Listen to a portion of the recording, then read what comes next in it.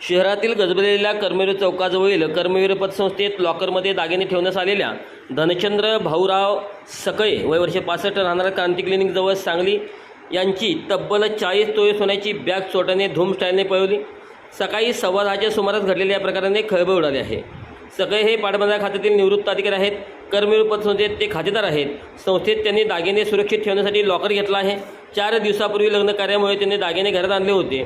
त्यानंतर दागिने परत पतसंस्थेत ठेवण्यासाठी चालकाला घेऊन ते शुक्रवारी सकाळी 10च्या सुमारास मोटारीतून बाहेर पडले। कर्मवीर पतसंस्थेच्या दारात चालकाने मोटार थांबवली। मोटारीचा दरवाजा उघडून सगळे खाली उतरले। तेवढ्यात मागून आलेल्या दुचाकीस्वाराने त्यांच्या हातातील बॅग हिसकावली। त्यानंतर अवघ्या काही सेकंदात तो दुचाकीवरून चौकातून 100 फुटी रस्त्याकडे वेगाने निघाला। सकळे यांना क्षणभर काही समजले नाही। त्यांनी ओढाओढ केल्यामुळे परिसरातील नागरिक धावले। बरेच दिवसात 40 तोळ्याची सोन्याची बॅग लंपास केल्याचे समजताच सर्वांना धक्का बसला। चोरट्याच्या माग काढण्यासाठी पथके रवाना। विश्रामबाग पोलिसांनी हा प्रकार कळवला। उपअधीक्षक विमला एस, पोलीस निरीक्षक सुधीर भालेराव आणि पथकाने घटनास्थळी येऊन माहिती घेतली। पतसंस्थेतील CCTV कॅमेऱ्यात तपासणी केली तेव्हा एकट्याच चोरट्याने मोटरीच्या मागून येऊन बॅग लंपास केल्याचे दिसून आले। चोरट्याचा माग काढण्यासाठी पथके रवाना केली। स्थानिक गुन्हे अन्वेषणाच्या पथकाने देखील घटनास्थळी येऊन माहिती घेतली।